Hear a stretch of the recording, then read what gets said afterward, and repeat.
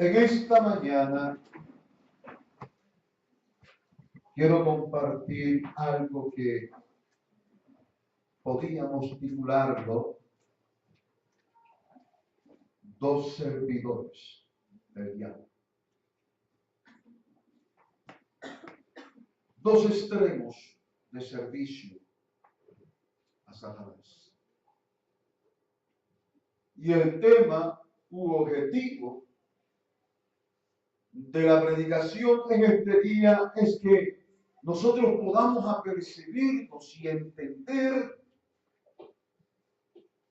una estrategia sutil del diablo para que la gente le sirva y ni siquiera la gente se da cuenta que está sirviendo a Satanás. En este día hemos tomado a este hombre, el endemoniado Gadareno. Pero hay algo que a todo estudiante de las Sagradas Escrituras, a toda aquella persona que lee la Biblia como aquel que hurga en el más precioso tesoro para poder alcanzar piedras preciosas, piedras valiosas para su vida, se va a impresionar cuando encuentra de que los tres evangelistas que hablan de este suceso, de este gran milagro de liberación a este hombre en Gadara, los versículos que anteceden, tanto en Mateo, Marcos y Lucas, el Espíritu Santo ha inquietado a los escritores sagrados para que no oyen, para que no pasen por alto un suceso, un detalle. Y es precisamente aquel cuando Jesús en su humanidad se encontraba tan cansado que se queda dormido en la popa de una embarcación. Iban en una travesía del mar de Galilea. Jesús se queda dormido. Pero dice la Biblia que mientras él duerme, una gran tormenta, hermano, comienza a suscitarse y llega al punto que las olas han crecido de tal manera que están penetrando en la barca, la están anegando y están en el peligro de zozobrar. Los discípulos acuden a Jesús. Jesús se levanta y hace algo. Dice la Biblia, reprende al viento y reprende las olas. Y cuando Jesús hace este tipo de reprensión, entonces dice la Biblia que la tempestad se calma y los escritores sagrados añaden, hermano, de que se había hecho una gran bonanza. En lo particular, en el tiempo que tengo de conocer a Dios, sobre esa parte, he escuchado enseñanzas preciosas. El Espíritu Santo ha inspirado a muchos predicadores para utilizar esta parte de la cual les manifiesto de que Jesús reprenda al viento y a las olas para enseñar acerca de la fe. Y ha sido algo. Pero también hay otros que, inspirados por el Espíritu Santo, han tomado eso para enseñar que Jesús es el Señor de todo el universo o de toda la creación. Porque los discípulos habían visto a Jesús sanar.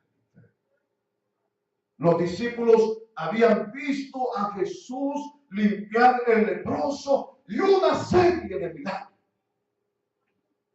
Pero nunca habían visto a alguien que el viento y el mar le obedecían.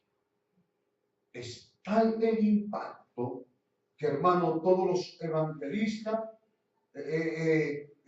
no pasan por alto la reflexión que tienen los discípulos después del milagro, y ellos dicen, ¿quién es este? Que aún el viento y el mar le obedecen. Pero escucha, hay otro grupo y es donde me quiero hoy orientar.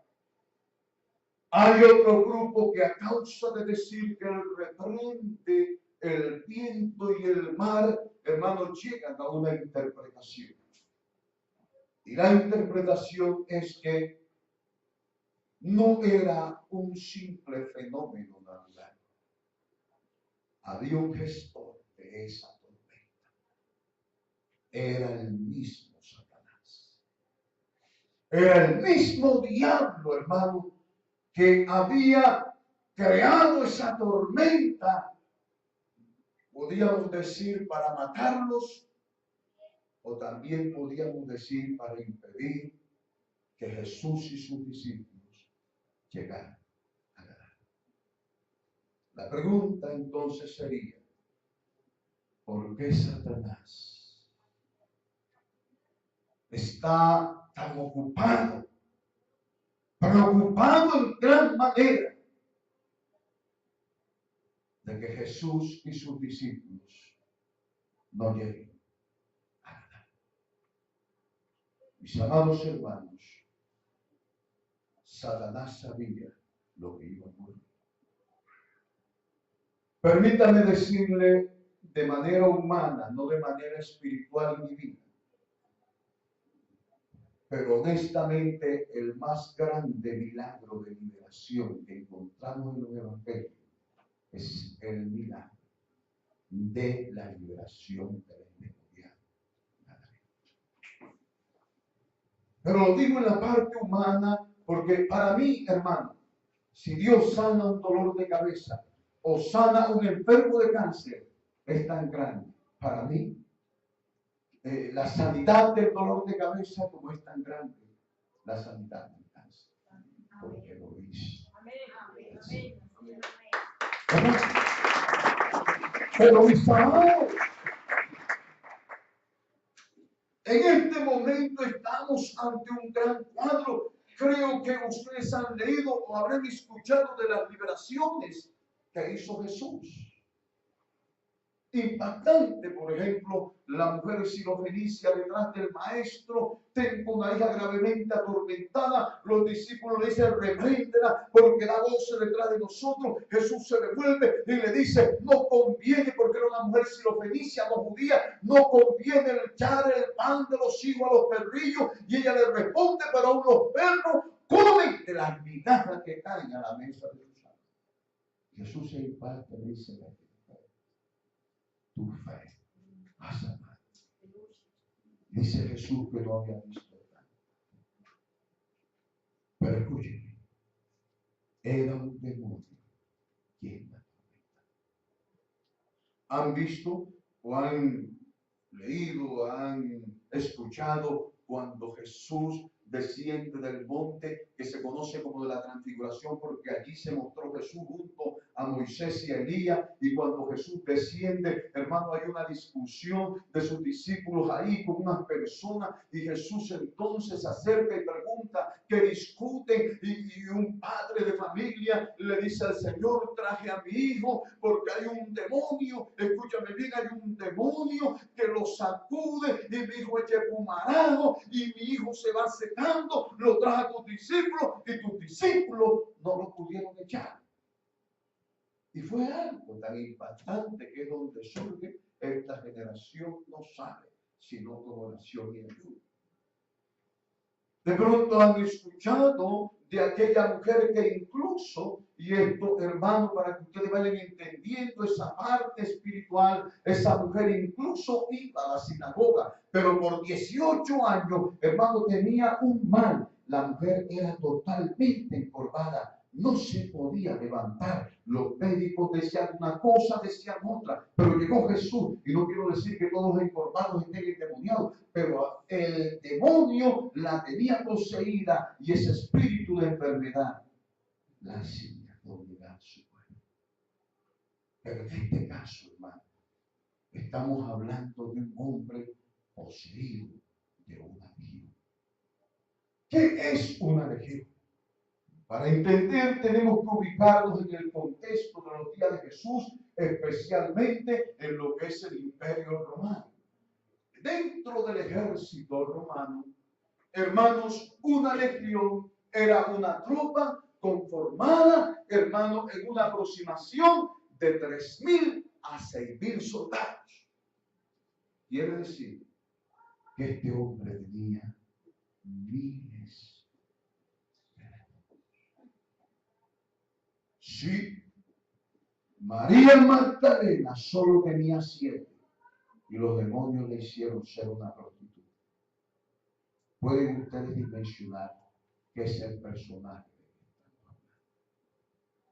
Vamos a observar, hermano, los síntomas de esos demonios, pero me anticipo en decirle, hermano, para mi concepto, si yo reúno a Salvatore Mancuso, a Carlos Castaño, a Vicente Castaño, a todos esos comandantes del paramilitarismo y de la FARC y de todo, déjenme decirle, todos le llegan por los tobillos. Terrible el caso. Cuando nosotros observamos, hermanos, dentro de las características que la Biblia nos permite para dimensionar, hermano, un hombre poseído por miles de demonios. Si un solo demonio basta y sobra, ¿cómo se lavó con miles? Dice la Biblia, escúchame bien, en Mateo 8:28. Nos manifiesta que nos dice cuando llegó a la otra orilla, a la tierra de los Gadarenos, vinieron a su encuentro 12 endemoniados que salían de los sepulcros. Y la Biblia le dice feroces, en gran manera, es decir, bestias, feroces en gran manera, tanto que nadie podía pasar por aquel camino, no solamente nadie, ni cuanta gente viniera, podían pasar por ese camino. Abro un paréntesis para aclarar. Algunas personas se confunden porque Mateo, que escribe a los judíos, habla de 2 demonios, mientras Lucas y Marcos, de 2 endemoniados, mientras Lucas y Marcos hablan de un solo endemoniado. Escúcheme bien, hay algo que yo, en medio de esto, hermano, yo he analizado. Si usted me preguntara si Jesús libertó al uno, si libertó a los 2, la Biblia no lo registra. Pero sí hay algo tan seguro, y es que los evangelistas, Marcos y Lucas, que escriben a romanos y griegos y que no están interesados tanto en detalle, sino en las cosas más importantes, utilizan una figura literaria, condensan, hermano, la escena, es decir, obvian las cosas triviales para colocar las más importantes. Y quiero decir, hermano, que probablemente habían 2, como dicen por ahí, eran llaves. Pero déjeme decirle, del que se encarga Marco y Lucas, era el más terrible. Y por eso lo echan. Pero, mis amados hermanos, este hombre propiamente podíamos decir con respecto a él, hermano, era la más alta peligrosidad que había en esa sociedad. Segundo, nos dice Marcos capítulo 5, versículo 5. Y manifiesta de que siempre de día y de noche andaba dando voces en los montes y en los sepulcros. Primera parte, dentro de ese mundo espiritual maligno, cuando usted, hermano, se empeña en hacer análisis, hermano, siempre que hay una manifestación maligna y que está dando voces, lo hace por 2 razones. 1, porque reclama, hermano, reconocimiento. Y 2, porque reclama un lugar. Es decir, esto es mío. Y yo soy fulano de tal, dice. Por eso andaba dando voces.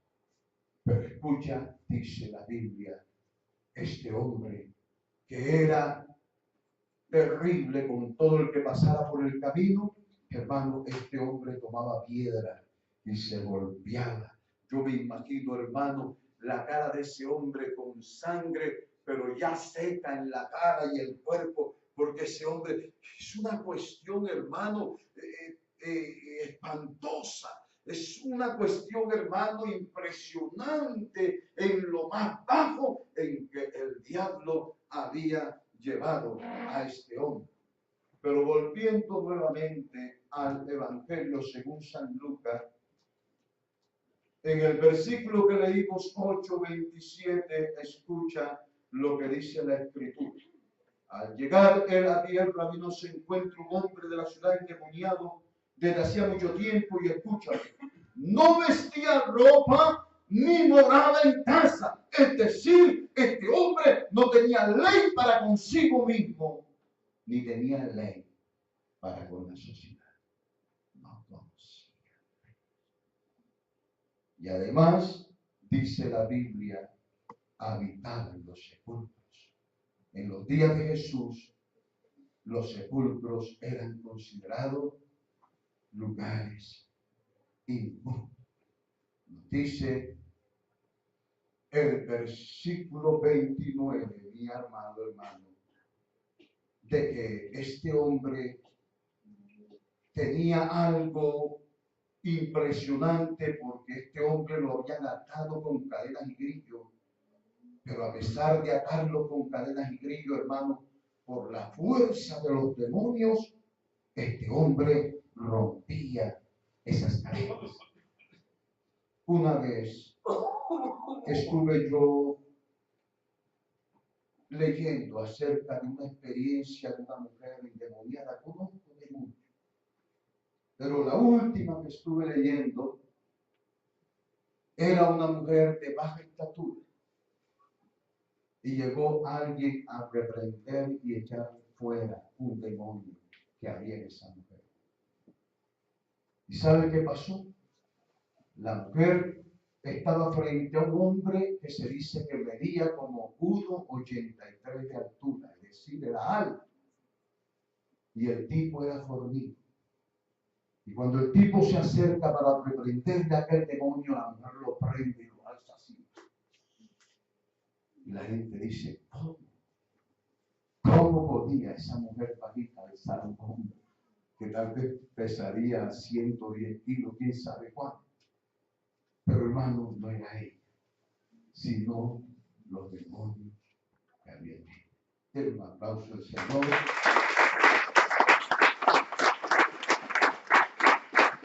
Aleluya.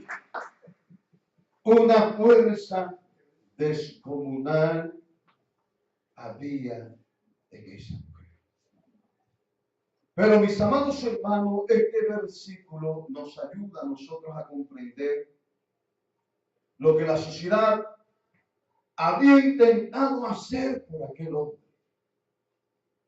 Los esfuerzos humanos, lo más lógico era atarlo con cadenas y grillos. Pero allí nos demuestra que el esfuerzo humano era efímero y pasajero. No sé cuánto tiempo podía durar atado, si horas, si días, pero hermano, el hombre todas las veces que lo intentaron hacer, este hombre rompía las cadenas y los grillos. Me quiero detener un poco, hermano, para que consideremos esa gran verdad. En nuestra época podíamos llamar a este hombre, como vulgarmente se dice, un loco.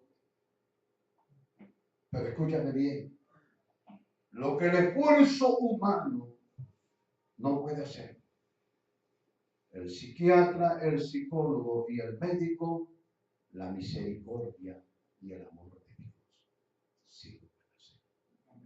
Jesús liberó a aquel endemoniado.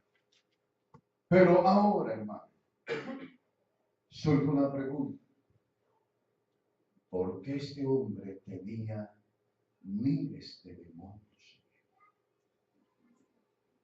¿Será que los demonios al que se le antoja lo prenden y lo cautivan porque se les antojó llana y simplemente?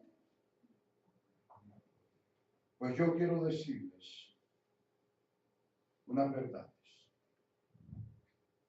Si es cierto que al demonio de nada le sirve, hermano, andar por ahí por las calles, solito, sin que nadie lo vea. De nada le sirve que en un momento no.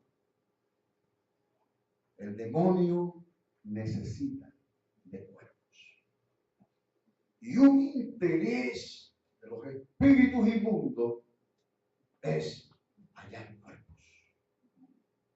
Pero cuando uno observa el versículo 32, los demonios no pudieron entrar siquiera en los mismos animales, sino que le dijeron a Jesús, le pidieron permiso para que los dejase entrar en él. Aclaro, Dios a nadie le mete demonios.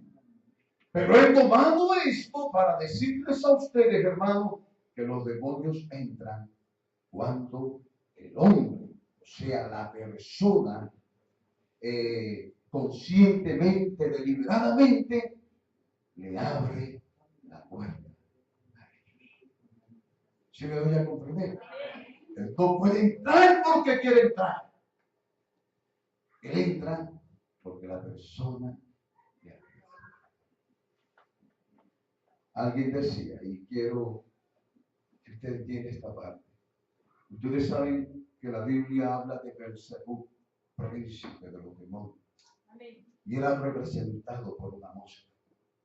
Y alguien decía, hermano, si uno coloca un pedazo de carne aquí, que no vemos una sola mosca, pero uno coloca un pedazo de carne aquí, y esa carne está descompuesta. Y él, hermano, no demora. En cuestiones de minutos, hermano, aunque no hay mosca, cuando uno viene a ver la otra, no sé de dónde aparece. Y permítame decirle que cuando se le abre una puerta, hermano, algo similar ocurre.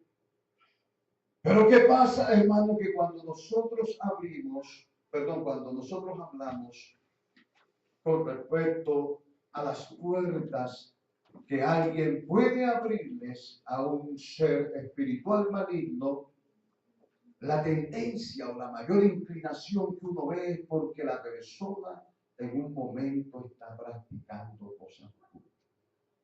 Y es bien cierto, hermano, que la participación de eso es una puerta al más allá y como tal, hermano, los demonios van a entrar en la vida de esa persona. Pero yo quiero que usted comprenda en este día que no son todos los que practican cosas del ocultismo que pueden quedar poseídos por Dios. Hay un caso, hermano, que aclaro. No lo digo, hermano, con una morbosidad, no lo digo, hermano, por saciar de pronto mi ego o cosas por el estilo. Pero es un caso que es un ejemplo, hermano, impresionante de la obra de los demonios en nuestros días y que penosamente ocurrió en la vida de un pastor y que creo que toda Colombia lo conoce. Es el caso de Álvaro Gámez. ¿Han escuchado ese caso? En Pasto. Este hombre, hermano, según lo que se relata, en la iglesia tenía más de 30 amantes, pero había tenido muchas experiencias sexuales. Se aprovechaba de esa gente que solo buscan profecía y buscan cosas y que no buscan la palabra de Dios. Y ese hombre llegaba y le decía, el Señor te dice, yo soy una uva, come la uva para que seas bendecido. Y yo comenzaba, ay, el Señor me está diciendo.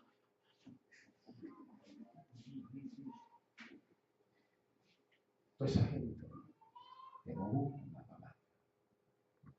¿Y qué pasó, mi hermano, con ese hombre, ese varón? Que Dios tenga misericordia y lo ayude, porque realmente no le estoy deseando ningún mal. Pero ¿qué pasó con ese hombre, hermano? Un descalabro tremendo, tremendo. Y creo que el diablo lo usó para eso. No me cabe la menor.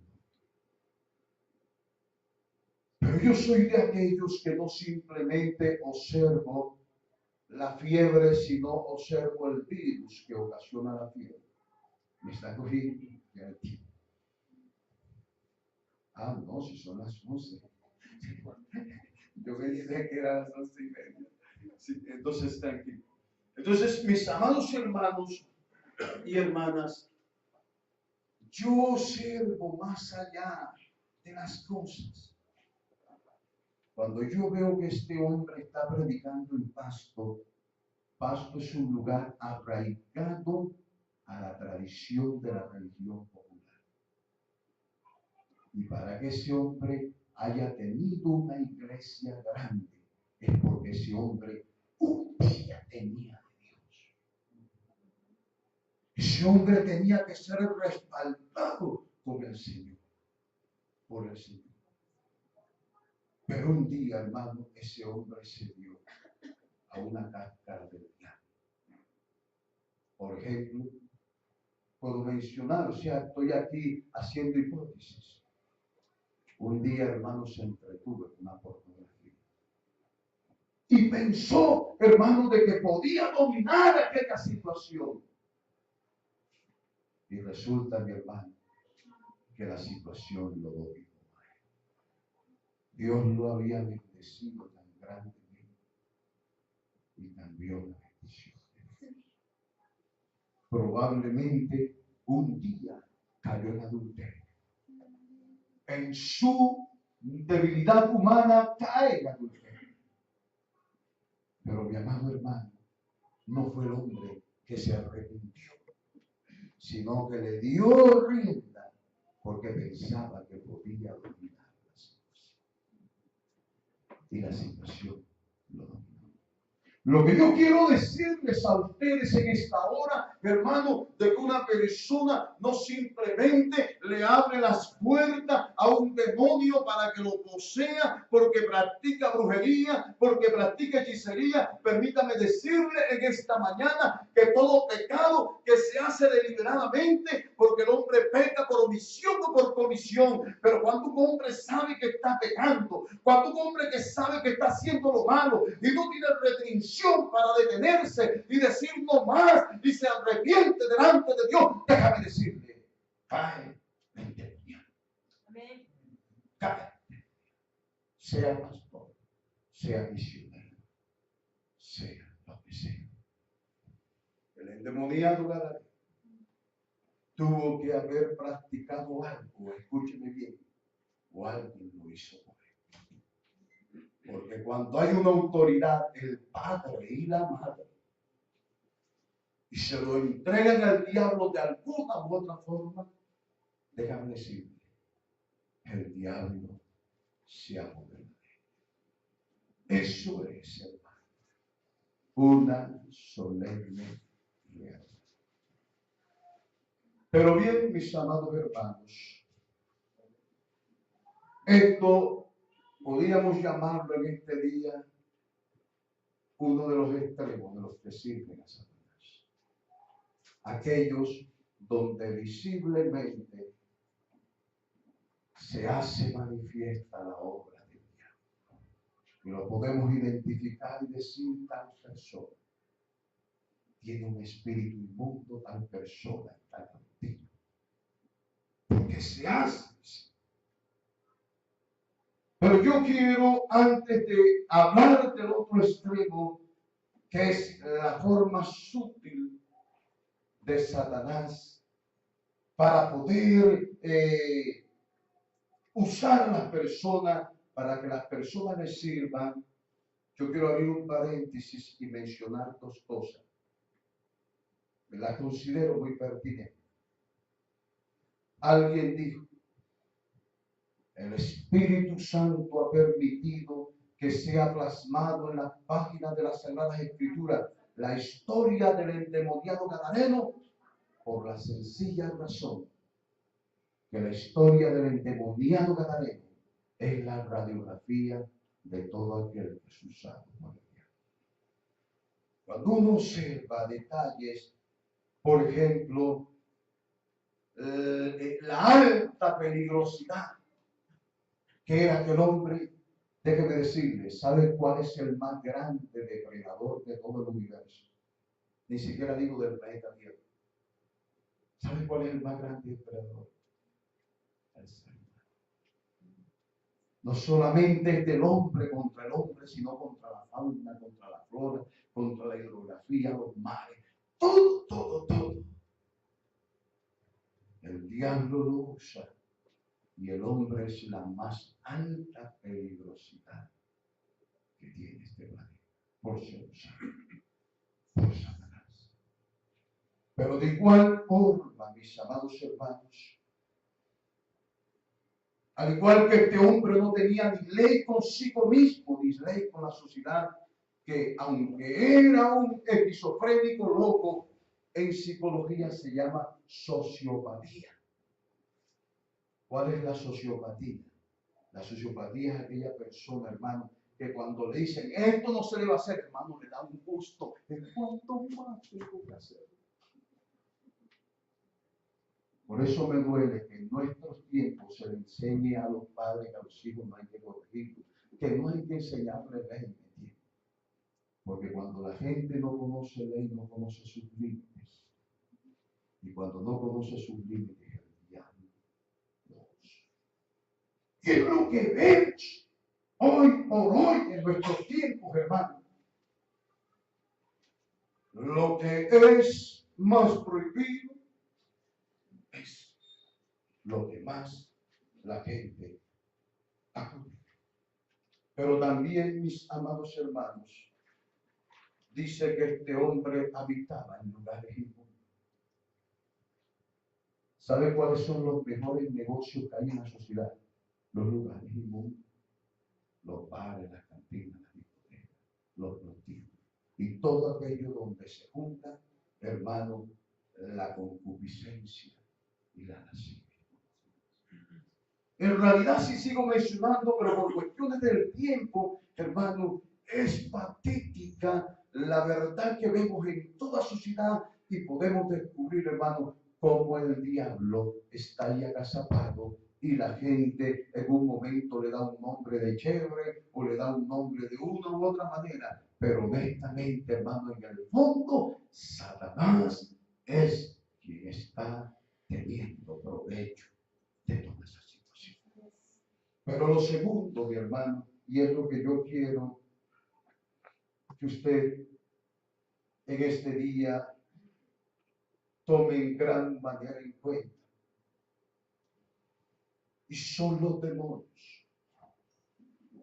Que usted observe un detalle que las Sagradas Escrituras nos muestran en este día, y es que los demonios tenían un elevado conocimiento de teología. Uno, no simplemente reconocen a Jesús, mientras los líderes religiosos no lo reconocen. Y no lo reconocen como un profeta, no lo reconocen como cualquier rabino, sino lo conocen como hijo de Dios. Y conocer a Jesús como hijo de Dios es reconocer que es la misma sustancia de Dios, es decir, es igual al Padre, lo reconoce como Dios. Es tan elevada su teología que le dijeron a Jesús, Jesús, hijo del Dios Altísimo. ¿Sabe qué significa eso? El Dios que está por encima.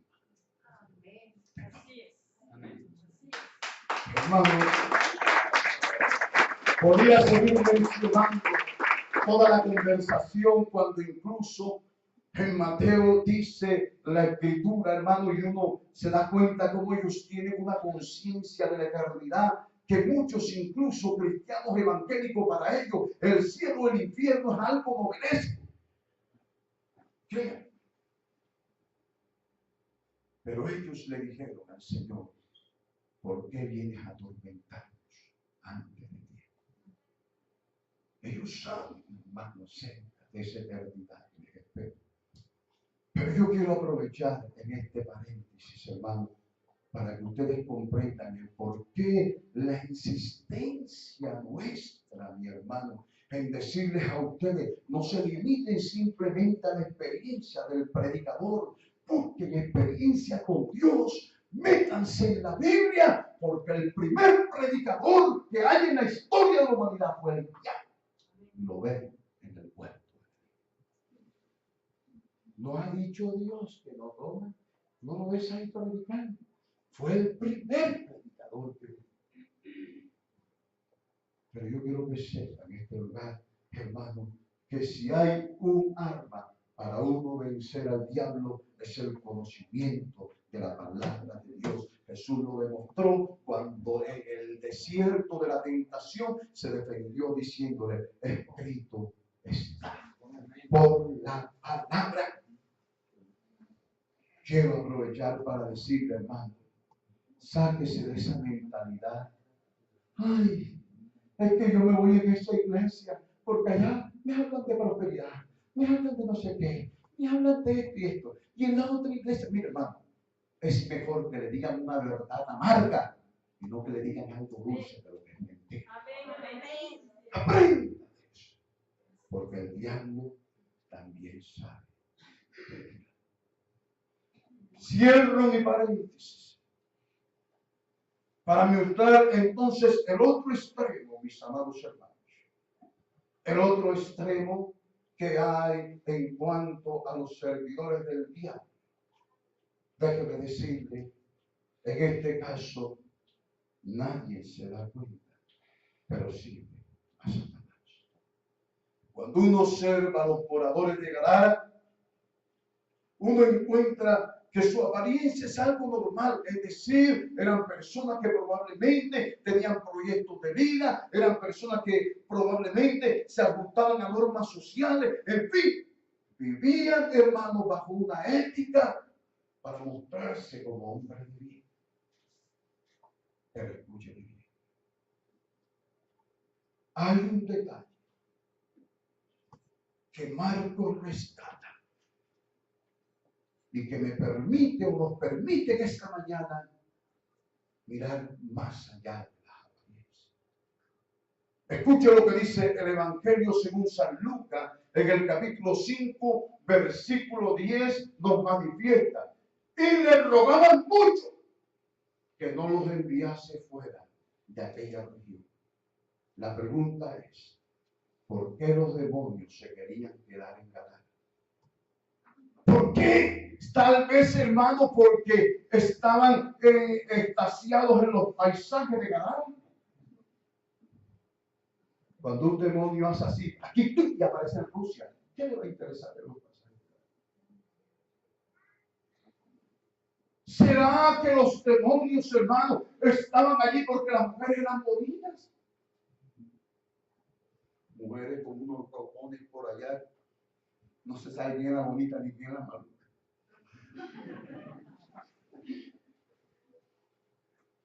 ¿Será porque la comida que hacían allá, el plato típico, hermano, los tenía enamorados de esa región? No. ¿Sabe por qué se querían quedar los demonios? Porque sus moradores eran pruebas de demonios. Y vamos a observar, hermano, vamos a mostrarle a usted en esta hora, hermano, que en realidad así es. Mire, dice la Escritura que cuando aquel endemoniado ha sido liberado, hermano, unos que trabajaban en los atos de los cerdos, ellos van y comentan lo que ha ocurrido en la ciudad, en los alrededores, en los campos, y en todos comienzan a manifestar ese hecho. Pero escúchame bien esto, Mateo, en el capítulo 8, versículo 34, ¿sabe qué dice Mateo? Toda la ciudad cuando escuchó, Toda la ciudad fueron a ver lo que había sucedido. Eso significa, hermano, que alguien estaba cocinando. Y no sé, hermano, fue tan impactante que dejó la cocina allí, hermano, y se le quemó la comida, o tal vez apagó el fogón. Pero vio tan impactante, hermano, que de aún la comida todo lo dejaron. El carpintero, el herrero, todo el mundo cerró para ver, hermano. No alguien se quedó en casa. ¿Qué era lo que había pasado? Fue tan impactante. El alta peligrosidad era una mansión. Pues indiscutiblemente le habían robado la paz, los tenían en zozobra. Hermano, era una situación bien caótica, bien desesperante con ese hombre, pero ahora este hombre estaba vestido y en su lugar. Hermano, cuando ellos llegan ante Jesús y lo ven, dice la Escritura, porque al menos espera que le hubieran dicho gracias, pero ni gracias. Dice la Escritura, hermano, que entonces se acercan a Jesús y le dicen, lee el poeta. Mateo y Marco dice, vete de nuestros puntos. ¿Sabe qué significa? Vete con más pero que buenas. ¿Cómo así? ¿Cómo así, hermano? Si la paz había llegado a aquel lugar. ¿Cómo así, hermano? Si nuevamente podían andar por los caminos e irse, hermano, en los festivos, permítame decirlo para darme a comprender, en los festivos, allá a bañarse en tal lugar.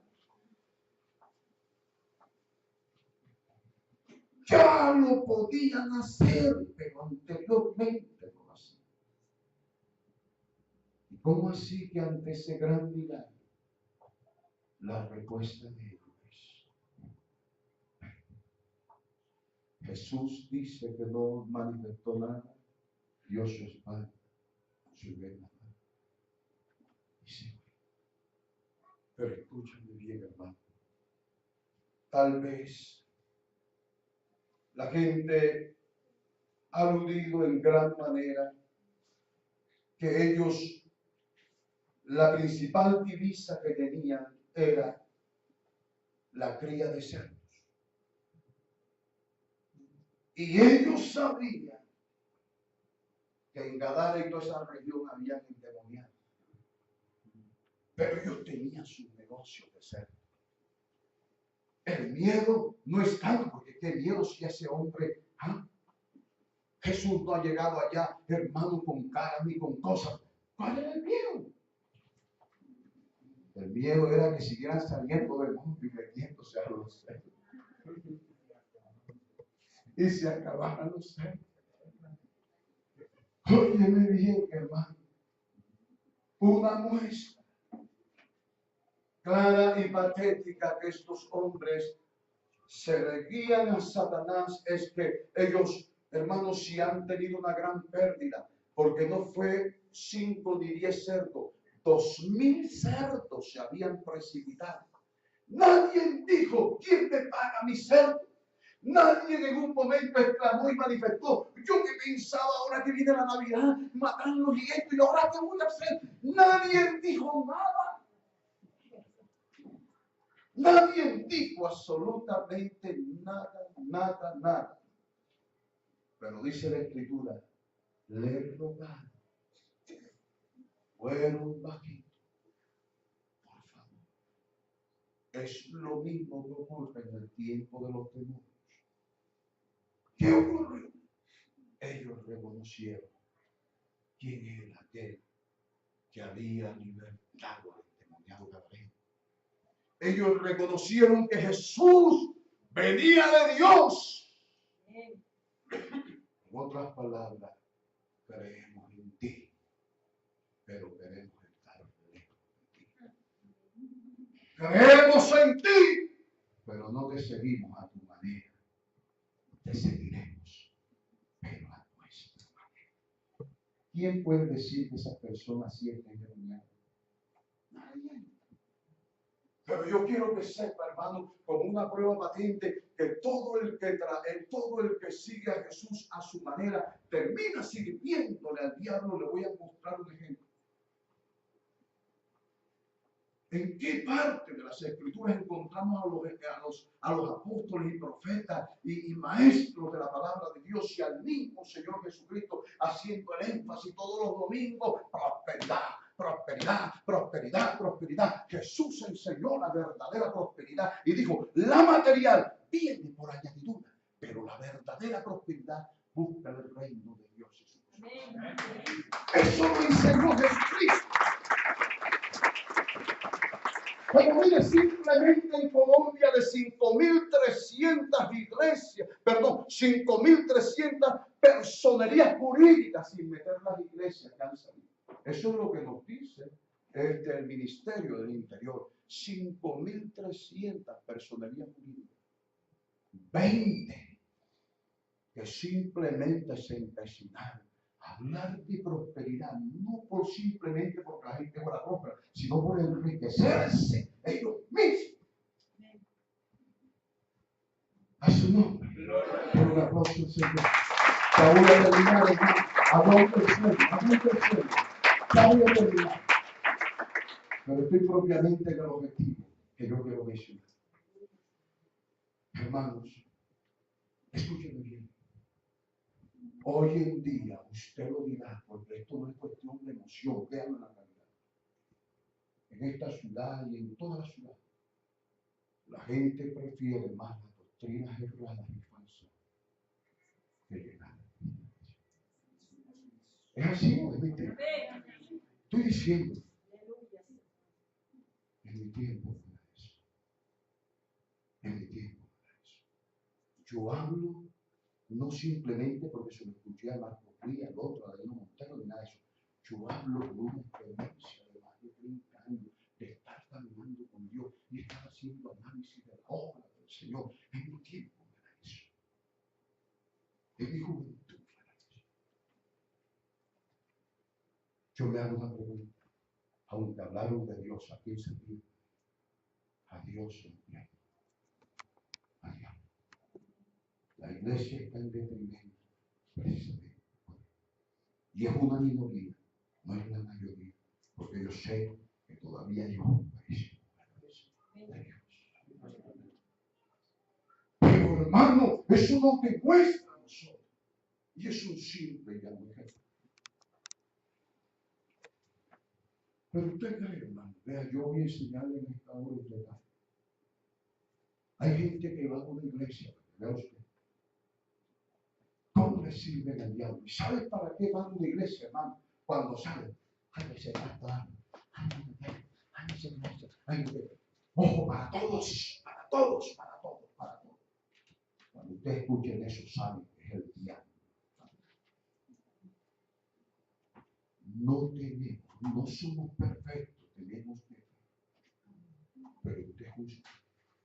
Si lo que estamos haciendo, lo estamos haciendo por lograr, o estamos haciendo para preparar al pueblo para cuando Cristo venga. Amén. Que a la mis, Dios santo. Hermano, créeme que cuando tú observas ese tipo de persona que se pone a traer, hermano, y ser tropiezo en la obra del Señor, obsérvalo, que el evangelio que vive no es el que Dios nos mandó, sino vive a su manera. Pero no echan espumarajos ni torcen los ojos y hacen cosas. Pero estaban tan poseídos. Los de Gán, como tan poseídos estaba aquel que tenía miles de demonios. Hermano, ¿pueden ustedes imaginarse cuánta gente pudo ayudar a Jesús? ¿A cuántos enfermos pudo sanar? ¿A cuántos endemoniados pudo liberar? Pero ellos fueron de tropiezo. Ojo con eso. Arranque de sus labios, de su mente, de su corazón esa famosa frase: Dios sabe. Ojo, ese Dios sabe te puede estar poniendo de tropiezo. Porque detrás de ti hay gente que se está forjando dice que tienes tantos años. Ojo, con ser tropiezo en la obra del Señor, porque todo tropiezo, por muy sutil que sea, no viene de Dios. Viene del diablo. Y fíjese una manera tan sutil de servir. Terrible. Bien, hermanos, la verdad que no quiero cansarlos. Uy, gloria al Señor. Así deberíamos hacer todos los domingos, 11:30, y salimos a esa hora. Yo creo que por algo no es casualidad, mi hermano. Oiga, hemos cantado, hemos todo, y yo me he predicado hasta largo. Y estamos, hermanos, para salir temprano. Yo creo que diáconos debiéramos observar eso. Hermanos, la verdad que la codicia de esa gente, la codicia, mi hermano, los alejó de Dios. Y al alejarlo de Dios, no lo va a lograr por eso. Alguien dijo, es una anécdota, que una vez un niño le preguntó a su padre, padre, ¿cómo es Dios? Y el papá vio un avión que iba volando. Y le dijo, mira ese avión, dijo, ¿cómo lo ves? Dice, lo veo chiquito, padre. Bueno, mire. Después lo llevó al aeropuerto. Y estando cerca del avión, yo le digo, mire cómo lo ves ahora. Lo veo grande. La moraleja es, entre más lejos está Dios, más insignificante y chiquito es. Pero entre más cerca está Dios, más grande. Que nadie sabe. No, mire, esta gente se declara de la inmundicia por causa de la codicia. Cuídate, que nada cabe. Porque en lo espiritual esto es algo absoluto, el que no le sirve a Dios. Le sirve a Dios. Así no tire piedra, así no eche fumarajo ni los ojos y le tuerce. Pero hermano, el que no le sirve a Dios, le sirve. Permítame, la historia es hermosa. Aquel hermano que todo el mundo lo miraba, que era el endemoniado y todas estas cosas, hermano, él sí de corazón, hermano, quiso servir al Señor al punto, hermano, que le rogó y le dijo, Señor, déjame ir contigo, yo me voy, no importa, Señor, yo pago lo mío, lo que sea, yo voy, así sea, ponme de lo que sea, yo voy decidido con el Señor. Pero el Señor en su sabiduría llegó y le dijo, ve si cuenta tu casa. Comenzó por su familia. Ve si cuenta tu familia. Lo que Dios ha hecho. Pero el Señor se la sabe todo. Ese hombre no se quedó en la familia, hermano. Gadara es una decápolis. Son 10 ciudades. Ese hombre, hermano, salió, fue predicando y haciendo lo que Jesús no pudo hacer. ¡Qué paradoja, mi hermano! ¡Qué paradoja! ¿Y en dónde está la diferencia? En la posición del uno y el otro frente al Señor. Las cosas de Dios no se ven. Esto no es deportivo. Las cosas de Dios no se ven. Pero si lo tomas en seriedad, mi hermano, me gusta el versículo que leía la hermanita. Dice, esa sabiduría, hermano, no se compra ni con piedra, ni con cosas preciosas. Es lo más grande, hermano. La libertad que podemos tener en Cristo Jesús. Y cuando Dios puede usarlo para su gloria y su puesto. Padre, te agradezco.